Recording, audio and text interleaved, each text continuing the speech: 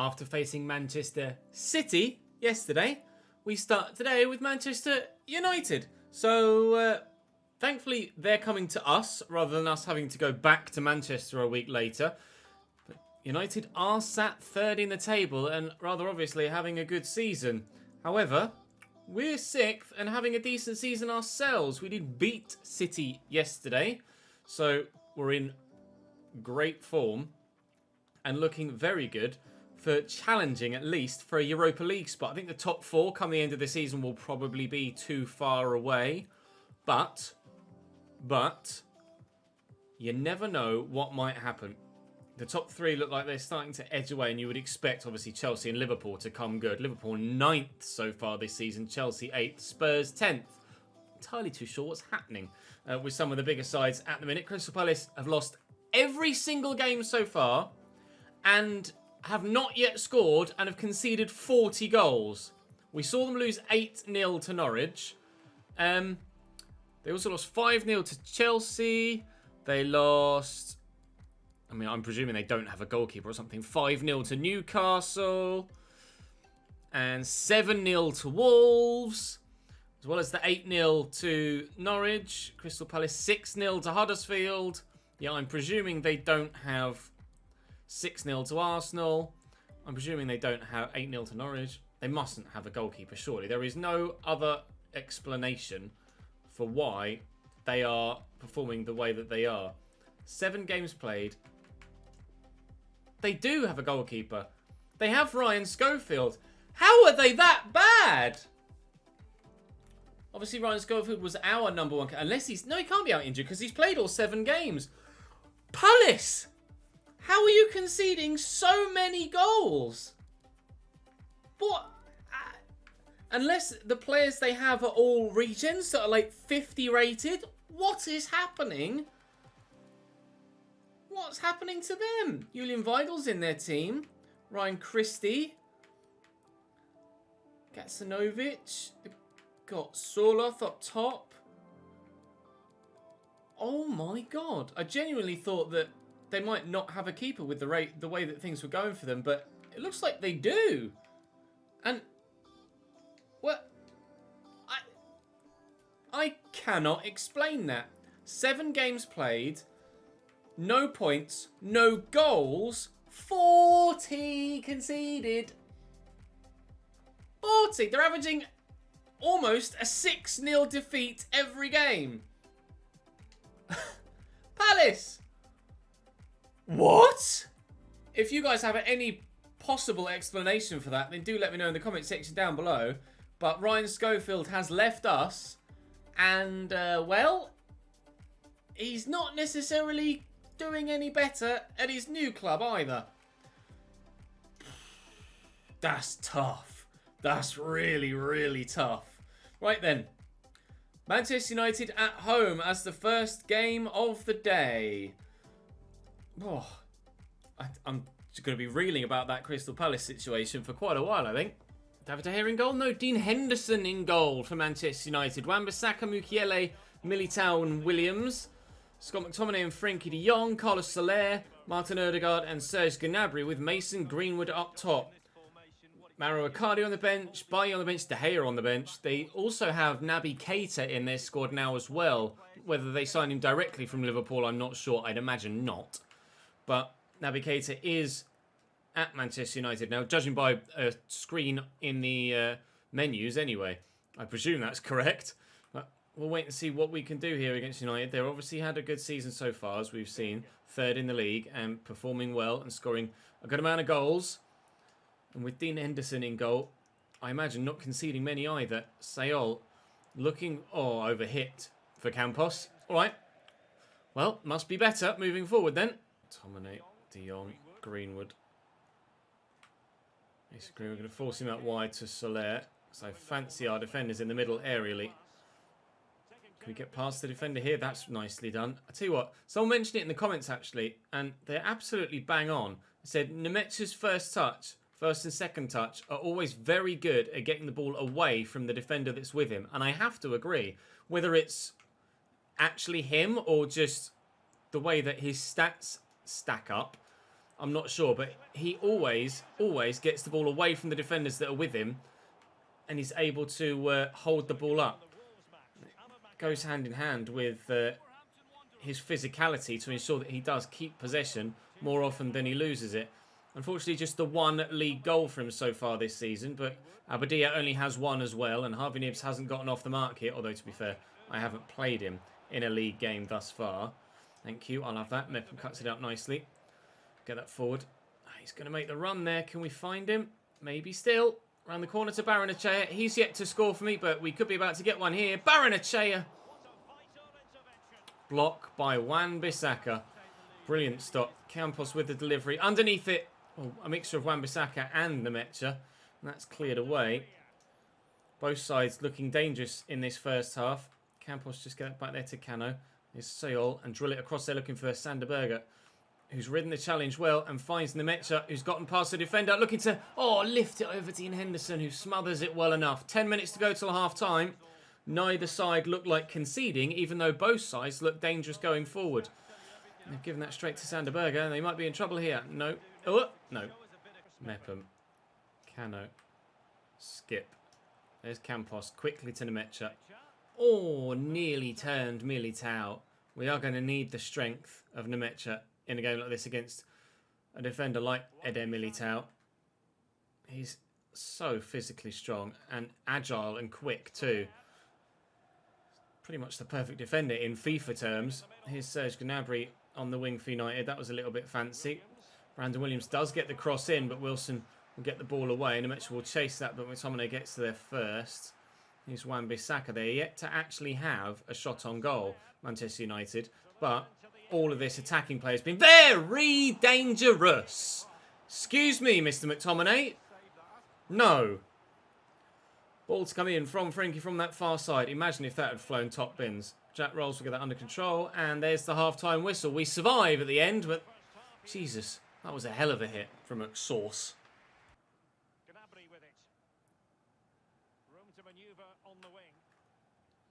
Williams down the left. I don't know about bamboozled, Derek. So, I mean, he just ran in a straight line and then stopped. That's not particularly bamboozling. Derek Ray overplaying Brandon Williams' contribution there slightly. Get that into Skip and then out wide to Baranachea.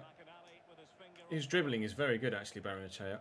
He hasn't yet got the goals or assists to go with his overall ability and contribution so far. It's been a while since Jack scored, actually. He's not to get one here. Didn't score at all in yesterday's episode. So he's at least 4 games if you include the cup game against Southampton. I don't know whether he was involved, I'm not sure.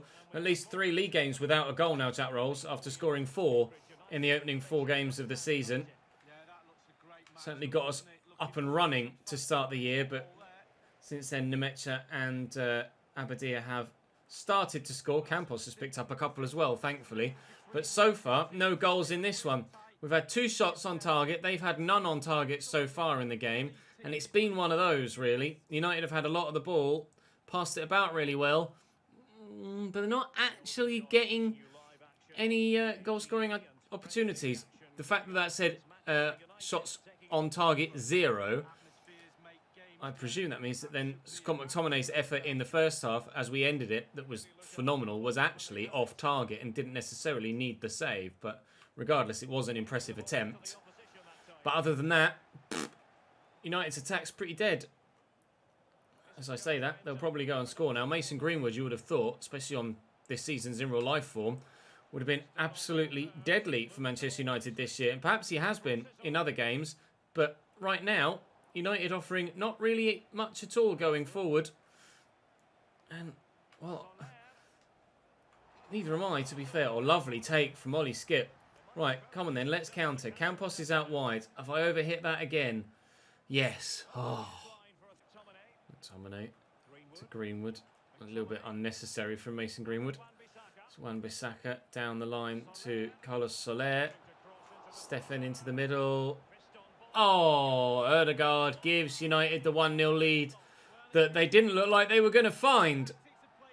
Just flicked on as the ball came back in the second phase. Whipped in, punched away by Stefan. won by Wan-Bissaka and flicked on by Odegaard as Mepham threw himself at it, seemingly a lot lower than the ball actually was. Oh no, to be fair, Odegaard did stoop for that, but still, brilliant header. And it looks like Manchester United might well be getting the victory then. That's annoying, because we've been the better team in this game. McTominay, Ismail Assar down the line. Brandon Williams is running out of stamina, and Sayol will close him down, but actually can't slow down quickly enough to get the ball intercepted and get the ball back for us. Here's Ismail Assar. Cross comes in. Bowl that out quickly with Stefan. Get there, Nemecha. Hold the defender off, Eder Militao. Oh, it's normally the other way around with Nemecha bullying the defenders, but he was certainly the man on the end of it that time around against Militao. Wilson's done well there. Ah, but that's going to be the final whistle. Well, Manchester United win at the New Abbey, and our attempts to make this somewhat of a fortress have failed there. Minimal chances in the game all told, with their only shot on target of the entire game. They score and win. Liverpool beat West Ham. Keeping an eye out for any Crystal Palace results now, purely out of curiosity. I'm not sure what went wrong there. It felt like we played well, but it wasn't enough.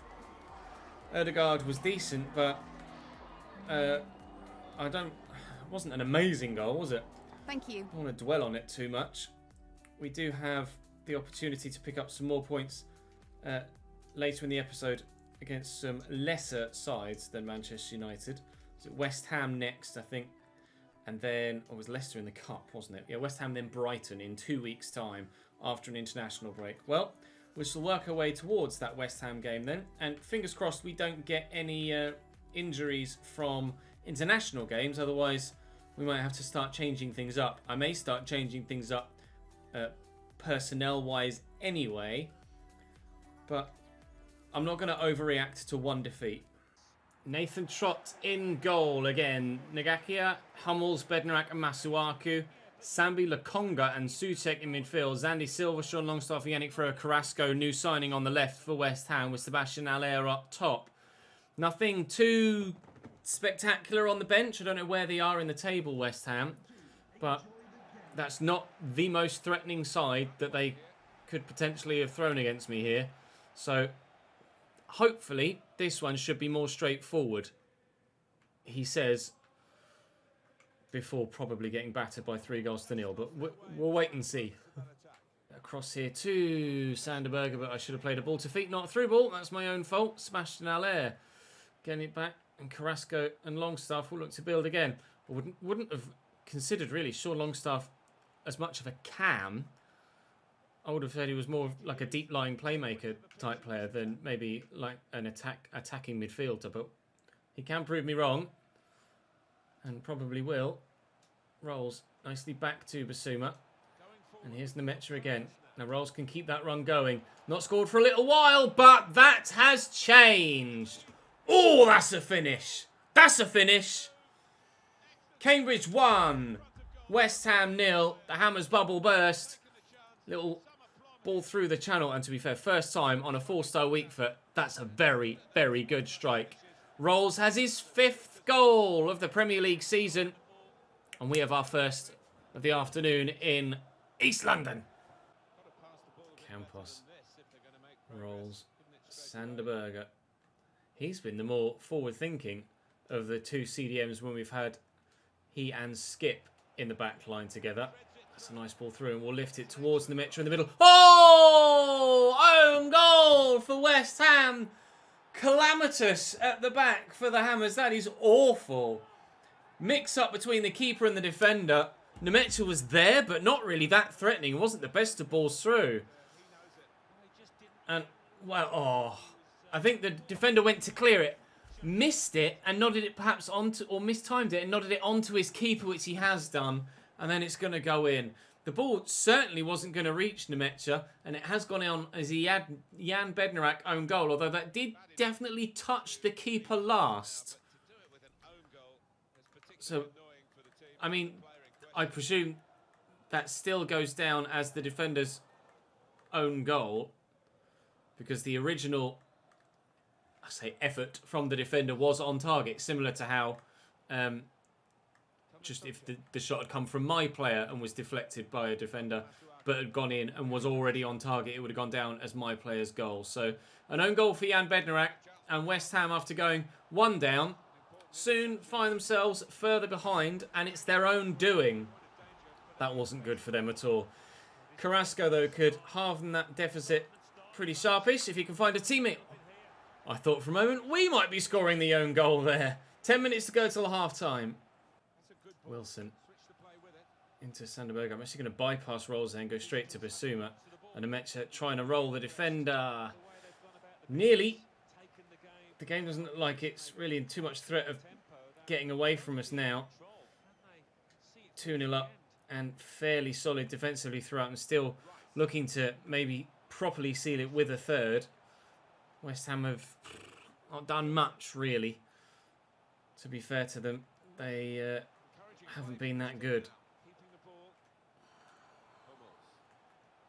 Hummels into Declan Rice. Here's Sebastian Haller. He's just trying to dig it out of nowhere. Dig it out from underneath him, and it's comfortable enough for Stefan. I think that kind of comes more from frustration than anything else from the Frenchman. He's had no service all day. And unfortunately for him, his teammates just haven't been up to scratch. Little back heel here. That's worked fortuitously for us. And, I mean, how is that not a foul? How is that not a foul? I get lucky there, but surely he grabs my shirt here. And, I mean, I don't know what. Maybe it's because he's touched the ball and it's not registered it as a foul because it's registered me as still being in possession or something. I've no idea. But how that hasn't been given as a foul, not entirely too sure. I don't know if Jack's much of a diver, to be honest. And there's a free kick. Oh, now you're giving a free kick. Well then, ref. Who's paid you? I mean, all right, fair enough. I did catch him after the ball had gone. But still, the point stands. What the hell was that previous one where Jack was thrown to the floor? A minute for West Ham to get a consolation goal. And they've just kicked it straight at my keeper. Cheers, lads. We'll take the 2-0 win. Thank you for the second goal as well. Appreciate that very much indeed. Extending our advantage. Not that in the end we needed it. Well, if we felt aggrieved by Manchester United's victory over us, I think West Ham can feel aggrieved about my victory over them. Swings and roundabouts, I think, is the way that the phrase goes. You win some, you lose some. Sometimes it goes for you. Sometimes it goes against you. I didn't realise I'd only had one shot all game. Have you got time for just a few questions? I have got time for just a few questions. I'm not going to say Cambridge United always wins, but we always prepare for the worst. We're not necessarily in the... Oh, they made it easy for us by scoring the second goal, but I'm not going to get so cocky yet that we can say Cambridge United always wins. That's for like a title challenging season kind of answer. And we're not even remotely close to that yet. Strikers and centre-backs next. Abadia is 80 rated now. And to be fair, and Metz hasn't scored for a couple of games. So maybe we throw Abadia back in to the starting lineup for this next game against Brighton. I think I might do it. The Mecha in for Abadia, or out for Abadia. But I liked having Basuma in there ahead of Skip actually. So I'll take him. Maybe I won't make that. I won't make these permanent moves. I'll do them in the next screen where you get to where you can select your team management but not actually make permanent changes to the squad. I think that's the way that we'll do it. Should we play them in the green? Go on then, we'll play you in the green, Brighton, why not? And then we will make those changes then. Nemecha out for Abadia. Let's try Brian Chon out on the left-hand side. He is left-footed. He's got the pace and the ball control and crossing, to be fair, more so than the striking stats, if anything. Power free kick trait. And like I say, I did enjoy having Basuma there actually, but other than that, I don't think we need to make any changes. Quite happy to crack on as is then. Right, Brighton at home as the third game of the episode. What does a Brighton side look like in Season 7? Matthew Ryan in goal, Kleiber, Ben White, Twanzebe and Bernardo, Levitt and Baluta at the back, or in the midfield. I don't know how to pronounce Baluta's name with all of those accents on it, I'm afraid. I apologise. Del Rosen, Moroni and Rafa as the forward three behind Grant up top. They've got Florian Thauvin on the bench. Warren Tova, a player that destroyed me every time I played against him. Actually, I think it... I'm trying to think. It was on FM where he destroyed me, and I think it might have been Brighton where he was, you know. I think it might well have been. Every time that I played against... They had Osimhen up top, and I think they had Tova out wide in my FM save that I was streaming when we were at Everton and Manchester City. And every time I played against Tova, he played phenomenally well. Oh, what a move. What a move. Oh, probably shouldn't have tried finessing it. Take it a step further forward and bend it. Trying to place it from range didn't work there. Ben White with a good solid clearance. Bassoon will bring that down. Mepham, Wilson, neither of whom I really want to shoot with, to be honest. Looking for support. Mepham again. Oh, a little bit fancy, but through there. Oh, it's Sander Berger. I don't want to shoot with him. He's got 37 finishing. I think it was 37. Well, we've started in the right vein. Yeah, 37 finishing. I'm not shooting with him again. This is good football from Brighton if he can keep that in. And Grant has done well. Brianson. Oh, how's that for footwork? That'll do nicely. Lift that over, looking for Sander Berger and find him well. Everybody seems to be playing well so far for Cambridge here, but no goal yet. I have a feeling it might well come soon, though. Bissouma. Lift that for Abadia. Get on the end of it. Oh, your touch is dead, mate. Your touch is dead. Everything was exemplary until that moment. Grant. Now wide here to Rafa. Just a little knockback. Maroney back to Bernardo. Maroney back again. Baluta. Oosh. Wide of the target. Not far wide at all by the looks of things. Nice turn. Just getting the shot off before the defender got to him. Stefan at full stretch. Whether he had it covered or not, I'm not sure. But thankfully, he didn't need to have it covered because it went wide. It's going to be 0-0 at half-time by the looks of things. Unless Rolls and Abadia can set something up here. Campos to break down the line. Bernardo's not the quickest. And he's caught me there. And we will have the free kick from a decent position to potentially get a goal. Campos to deliver into the middle. I'm going to put it towards the... It will probably land about the penalty spot if I aim that about there. Oh, it's not the worst flick in the world, and it's going to go in! Sander Berger! Whether the man on the line, Jack Rolls, put the keeper off, I'm not sure. I need a replay of that, please. Really don't know how that's ended up in the back of the net. If it was just an awkward angle for the keeper, I have no idea. We'll see perhaps from the second angle. Whipped in. Berger wins the header, and it's just looping. And, I mean, the keeper's got to do better. I'm sorry, Matthew Ryan. You have to do better there. Yes, it's looping over you, but when you go for that, it's hit him on the elbow. It's hit him here. It's hit him on the forearms. Just poor goalkeeping. It's probably just the lack of the correct animation in the gameplay engine, but we'll take it. Cambridge 1, Brighton 0. We're scoring some very fortuitous goals today, aren't we? Rosen. Oh, nice turn and good burst of speed to get away from me too. Brianson, nice interception. Tell you what, he might be low rated, Brianson, but he has some key stats in good areas. Could be a very, very useful player this season, and then moving forward, hopefully he grows quite well, and we're able to get ourselves a decent long-term talent out of him.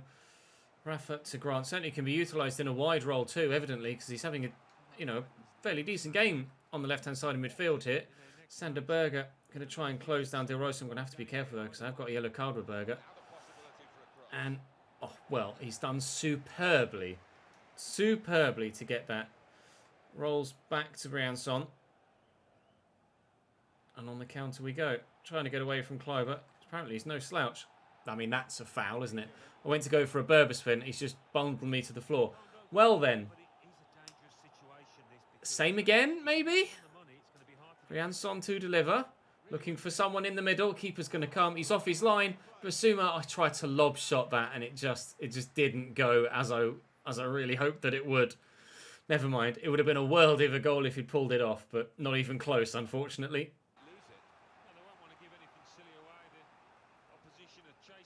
Oh, good footwork by Grant. Just nod that home. Why would you not head that? Honestly, I lose my patience sometimes with the gameplay. Just it's like it's been made by people that don't understand football sometimes. Abadia looked to get it back. I wasn't going to score from there. Twanzebe tracking me well. Yeah, sometimes the gameplay just feels like it's been made by people that don't actually play football. I don't know. We're going to get the 1-0 win against Brighton and Hove Albion. And thankfully, at the end of the day, that's the most important thing. A victory and 3 points to keep us in contention in the top half to challenge for those Europa League spots. Fortuitous with the way the goal came about. Very lucky, as we were with the second against West Ham. But Everton win 6-0 against Crystal Palace. And I genuinely have no answers for you as to what's going on at Selhurst Park. I just cannot tell you. They're almost still averaging... Well, they're averaging 5.7 goals conceded a game and still haven't scored at all. What is going on? They have a full... You know, they have a goalkeeper. They have first team players.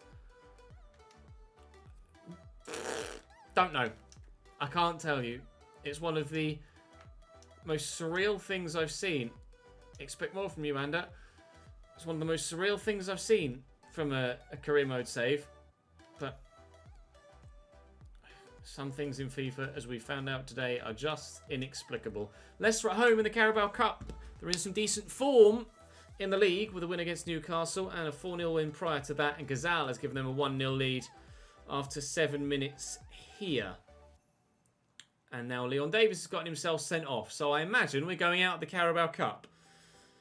At half-time, it's still 1-0 to Leicester. And we're still the only side that have gotten any cards. Nibs off the bench with 20 minutes to go. Evans with another yellow. And that'll be that. That'll be that. A 1-0 defeat at home with 10 men to Leicester. We're out of the Carabao Cup. Never mind, eh? Stay grounded, Dominic. Stay grounded. Leon Davis is out for a game. That's fine. Pushing towards the game against Huddersfield then, which I'd like to think will be a pretty straightforward victory, just like the game against West Ham. Huddersfield not having a good season. We've dropped to 6th, but we have a game in hand on a couple of others around us. We have a game in hand. We could go as high as 4th, but obviously Arsenal have that game in hand as well. But certainly we should move into 5th with a win in our game in hand. So fingers crossed we can do that. Huddersfield are 19th with 1 win and 9 defeats so far this season. And Palace have lost their 11th game, and they lost that one by 7 goals because it was 57, wasn't it, after 10? It's now 64, so must have been 7-0, was it? Has to have been 7-0. Yep, 7-0 to Southampton. Got nothing. I've genuinely got nothing to give you as regards an explanation for that. I'll have a look at their squad and maybe show you it at the beginning of the like in more detail at the beginning of the next episode, but I don't know. They've got enough players in the right positions. Don't know. I'll see you tomorrow.